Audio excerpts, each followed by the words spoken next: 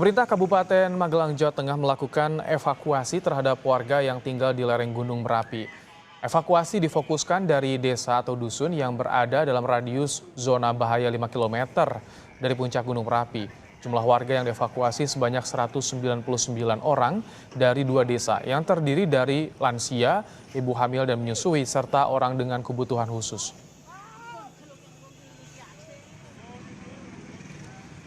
Pemerintah Kabupaten Sleman mulai menyiapkan sejumlah barak pengungsian, salah satunya di Balai Desa Gelagah Harjo di Kecamatan Cangkringan. Ruang serbaguna dengan kapasitas 300 orang ini nantinya akan dijadikan barak pengungsian untuk maksimal 150 orang. Sejumlah protokol kesehatan juga disiapkan agar pengungsian tidak menjadi klaster penularan corona yang baru. Pak Surono. Selamat petang para pemirsa Kompas TV yang saya hormati, khususnya masyarakat di sekitar Gunung Merapi yang saya sangat cintai. Baik, Gunung Merapi Pak Surono statusnya naik jadi siaga, gempa dangkal juga semakin instan. Ini artinya apa Pak? Apakah erupsi semakin dekat atau bagaimana? Sulit dikatakan seperti itu ya, bahwa kenaikan jumlah gempa saja itu akan sulit menentukan kapan Gunung Merapi ini akan meletus. Tetapi yang lebih penting adalah bagaimana lahirnya gempa tersebut, gitu kan? Mekanismenya seperti apa gitu. Ini yang perlu ditengarai, ya kan? Tetapi kalau mereka sudah mundur ya untuk radius 5 km, ya kan, tidak meletus juga selamat, ya kan? Kalau meletus juga selamat, karena kalau dilihat aktivitasnya hanya gempa-gempa dangkal, gempa-gempa dalam tidak ada. Yang saya sudah sampaikan jauh dulu setelah letusan 2010 bahwa Merapi akan berubah karakternya. Nah sekarang ini aktivitas tanpa gempa dalam, saya berharap tidak ada suatu energi yang sangat besar. Maksimum jika meletus dalam waktu dekat ini, maksimum seperti tahun 2006 lah. Gitu. Tidak akan seperti 2010 Pak? Tidak, saya kira itu tidak ada ke arah sana karena gempa-gempa dalamnya itu setelah saya amati tidak ada. Ya kan, jadi aja gempa-gempa dangkal. Dan saya lebih berharap lagi, Merapi itu kubahnya rapuh. Dia sering terjadi guguran, sehingga akumulasi energinya itu tidak terlalu besar. Ya kan? Kalau itu terjadi, bisa saja Merapi tidak jadi meletus. Oke. Kalau setelah gempa 2010, untuk saat ini karakter Gunung Merapi seperti apa sih Pak Surono?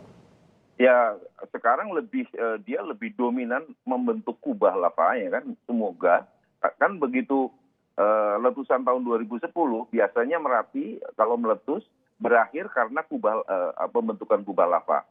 Dan waktu sangat mulai terjadi letusan adalah guguran kubah lava diikuti oleh awan panas guguran.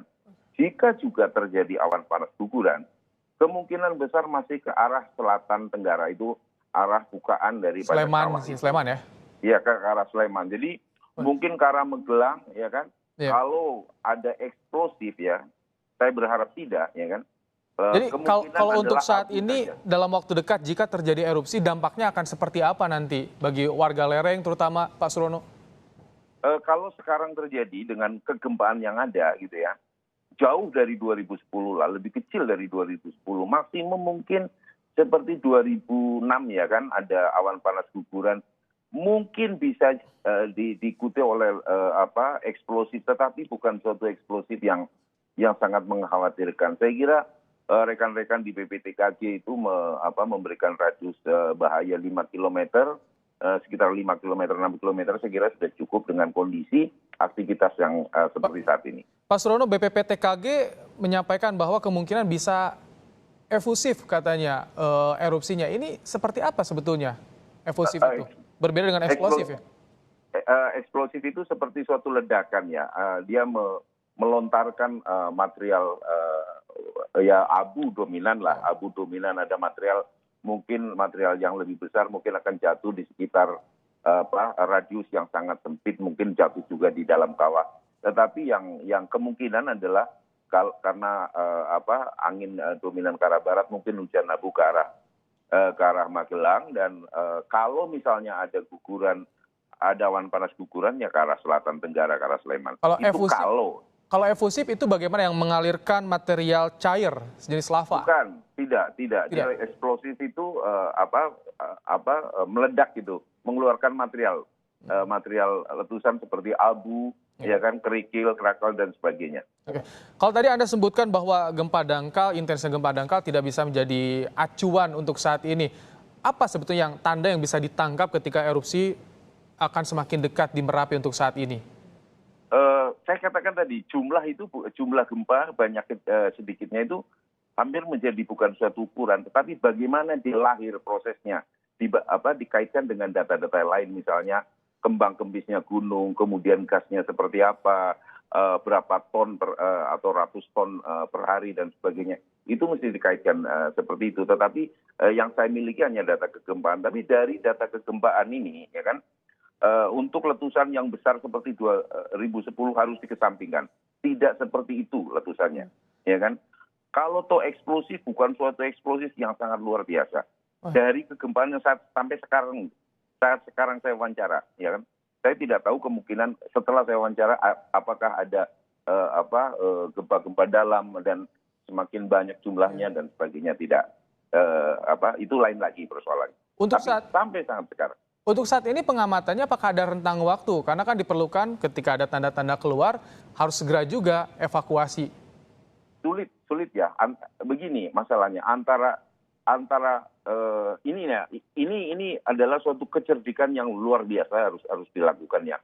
Antara pengungsian dan letusan itu namanya, kalau saya sebut namanya golden time. Antara start letusan dengan start evakuasi dan letusan.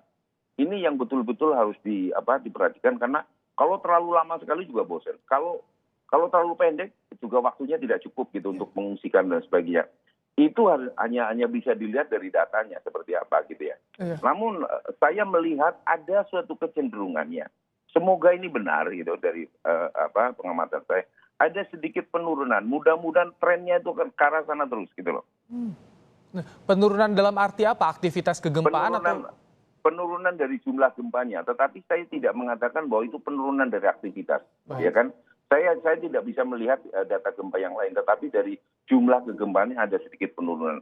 Semoga gugurannya semakin banyak, itu saja saya harapkan. Baik, Pak Surono, wilayah Magelang sudah mulai diungsikan warganya, sementara di Sleman belum. Kapan waktu yang tepat untuk mengungsikan warga? Nah ini ahli yang harus menentukan, itu yang disebut golden time, kapan harus diungsikan dengan suatu perhitungan, suatu titik yang tidak balik. Gunung ini pasti meletus, hanya tidak tahu kapan terjadinya. Tetapi paling tidak dia harus tahu, wah ini sudah sangat dekat, gitu kan. Sehingga masyarakat tidak terlalu lama di pengungsian, gunungnya tidak meletus atau tidak jadi meletus gitu ya. Ini kan jadi masalah gitu ya. Tapi dengan 5 kilometer itu, kalau meletus selamat, kalau tidak meletus juga selamat gitu loh. Baik. Anda kan berada di Dewan Riset Nasional, Komisi Lingkungan dan Kebencanaan. Nah, jadi sarannya untuk dengan kondisi Merapi saat ini, apa yang harus dilakukan pemerintah setempat, Pak Surono?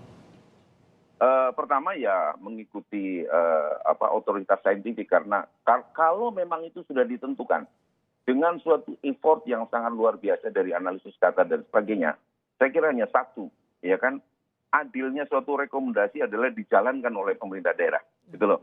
Ya. Adilnya suatu rekomendasi dijalankan oleh pemerintah daerah, gitu kan. Kalau sudah 5 kilometer, sekitar 5 kilometer, tidak meletus juga selamat. Meletus juga kemungkinan selamat dari kegempaan yang ada. Zona aman 5 kilometer. Tapi untuk saat ini kondisinya di Merapi bagaimana? Jalur aliran lava seperti apa? Jalur evakuasi warga, apakah memang sudah siap di Merapi saat ini, Pak Surono? Saya kira gunung api yang paling siap untuk evakuasi dan paling bagus relawannya dan paling bagus startnya adalah Merapi, terutama SAR Yogyakarta dan relawan sekitar Merapi. Saya kira itu paling bagus, bukan hanya di Indonesia. Saya katakan kelas dunia dia adalah yang terbagus. Jadi saya kira kita tidak bisa mengajari bebek berenang, kita tidak bisa mengajari mereka cara pengungsian. Jalur-jalur pengungsian sudah siap, tanda-tanda sudah dipasang dan sebagainya. Mereka sudah terlatih, tinggal sekarang ketepatan dari rekan-rekan BBTK, ya kan. Oke, let's go, kita mengungsi, ya kan. Dan mungkin hanya beberapa hari kemudian terjadi letusan. Itu kuncinya sekarang adalah di BPPTK, ya kan. Ya kan, saintisnya ini. Karena masyarakatnya sebagai subjek mitigasi, mereka sudah sangat siap. Saya tahu persis itu. Baik. Banyak penelitiannya juga sempat menyampaikan di Merapi ini adalah laboratorium alam, banyak penelitian di sana. Artinya early warning system Merapi sudah teruji, Pak Surono ya? Paling tidak paling canggih, paling canggih hanya tersaing oleh Jepang sajalah, gitu ya. Baik, artinya diharapkan ketika nanti jika betul dalam waktu dekat Merapi erupsi tidak akan menimbulkan dampak yang begitu besar bagi warga sekitar ya? Seharusnya begitu. Teknologinya tidak bisa dikontestasikan ya. Sudah bagus. Sekarang bagaimana decision para saintis, dan saya percaya dengan masyarakat di sekitar Merapi itu tangguh, ya kan, dan pandai untuk melakukan evakuasi. Baik, terima kasih Pak Surono, anggota Komisi Lingkungan dan Sama-sama. Kebencanaan Dewan Riset Terima kasih. Nasional.